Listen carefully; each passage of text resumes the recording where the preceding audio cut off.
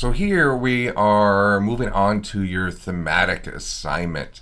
So here's the directions for this, but I just want to clarify all of this with the video. Hopefully that'll make a lot more sense.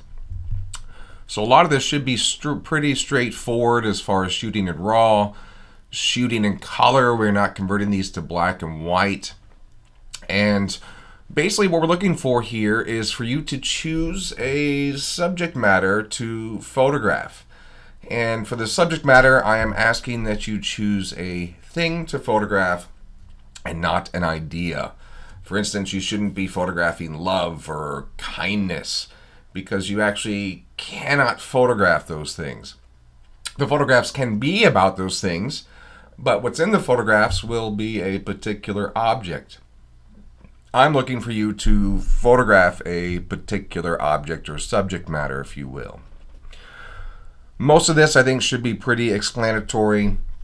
Please make sure that you're using an ISO of 400 or lower. I recommend the lowest ISO possible to get the most quality. These do need to be sharp and crisp and no blurriness from camera shake. Here's the thing is you have to shoot 80 images in about a week. And from there, you're going to narrow those down to 20 images and you're going to post those for me to look at. So keep in mind, we need to jump onto this pretty quickly. I recommend that if you're a little unsure about subject matter, if it's going to work or not, you should be emailing me right away for that, and I can kind of give approval or perhaps some direction on that. So I wouldn't waste any time on getting started. Now keep in mind, the actual full thematic project won't be due until right at the end of the semester. So this is actually kind of a stepping stone for this thematic assignment. So this is kind of part one, if you will. So no post-processing. All you need to do is go out and photograph. Now, if I'm looking at this image here, some students that stayed after class the other day, we actually talked about this. But I like to bring this up. I think it's a good example.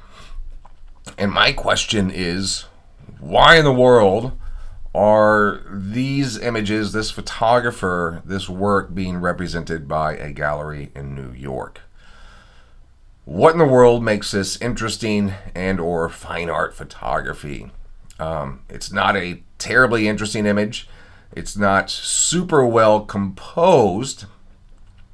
Well, in essence, part of the answer is because we're missing some information here. We are missing a multitude of other images.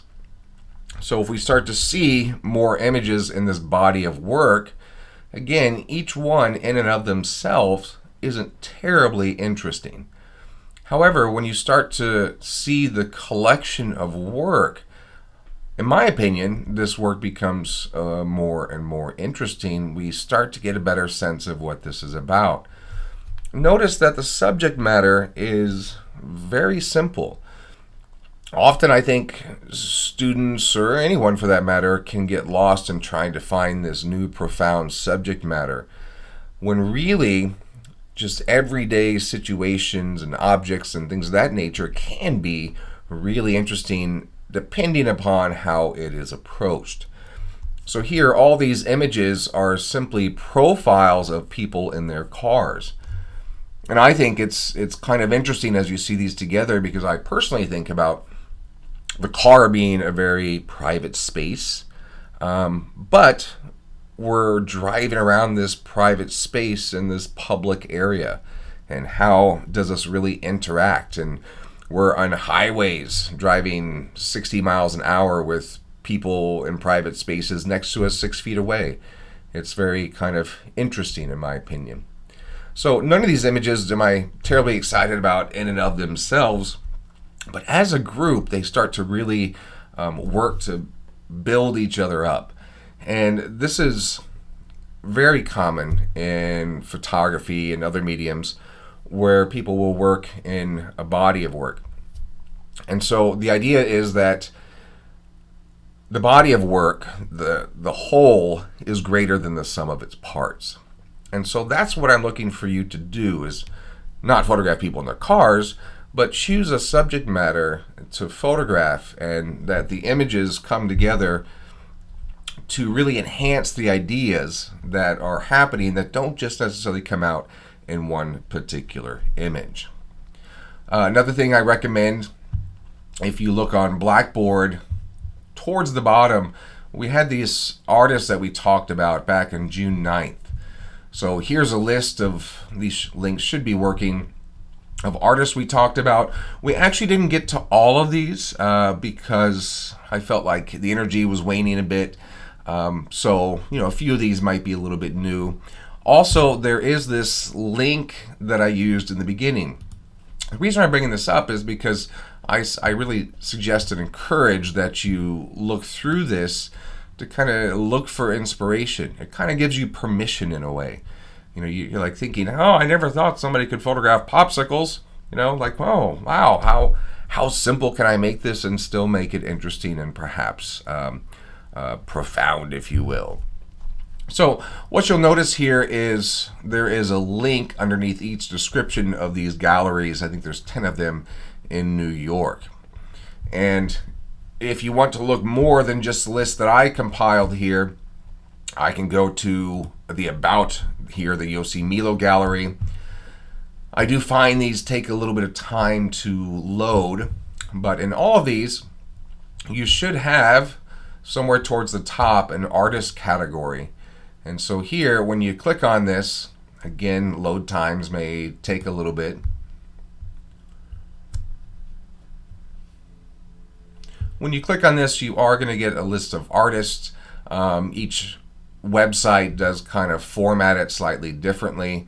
For instance, we spoke about Loretta Lux, so you can just click on the artist, kind of look at what they're showing. Majority of these should be photographs. I suggest kind of just sticking to the photographs as far as looking for inspiration. Again, consider the subject matter. Here we are just doing mainly studio portraits of children, so this doesn't sound like all that novel of an idea, but the way it's approached and executed becomes rather interesting. So I really encourage you to look through some of these.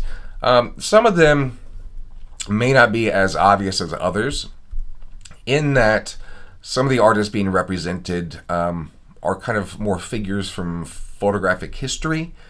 And so while their work isn't necessarily always as profound as contemporary work is to us now, sometimes it's a little harder to necessarily discern, like, why is this exactly in here? And without the context of photographic history and kind of what their place is there, sometimes it may not be as kind of interesting and applicable to today's time.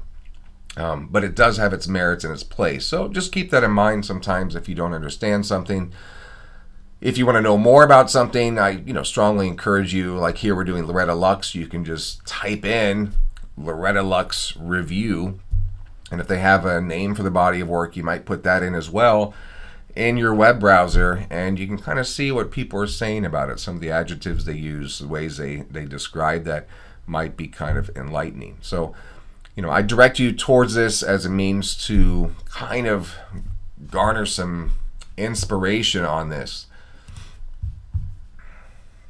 The other thing I just want to mention briefly here is on your due dates. So what you'll notice is I do have this new special due date, and this is for printing. So I'm looking ahead at the schedule, and I think we can fit everything in except for this one aspect of printing. And I think that printing might kind of throw a wrench in everything. So our class does have a schedule for Monday and Wednesday, so there are options to do some things online or in class. And for the most part, I've decided to do Mondays, quote, online, while Wednesdays are meeting in person. However, to make this kind of work as best as possible and looking at the schedule, I think that having us meet on July 26th, that's 2 days before our last meeting date, I think this is going to be the best avenue for this. So printing, you're not going to need a print voucher. You're not going to need paper. That'll be supplied for you you're just going to be making one print. And so my goal here is to bring you all into print. You'll have to kind of take turns. There aren't that many printers to utilize for this. But the other thing is that I think fits well in the agenda is it's a nice solid lab day that we can all get together and have your questions answered and start fine-tuning some things. So the lab hours on this date go from 2 p.m. until 10 p.m. And so our class is slated from 5 to 9:50. What I'm going to do is I'm just going to come in that whole day from 2 p.m. to 10 p.m. And that way you're welcome to come in early if you like. Otherwise, just show up on time, kind of be prepared to do some work and make one print for this. So, always ask me questions if you're curious about something, not sure about something. But I just want to point that out because I think that's good to be thinking about as far as your schedule as we start to approach that point in the semester.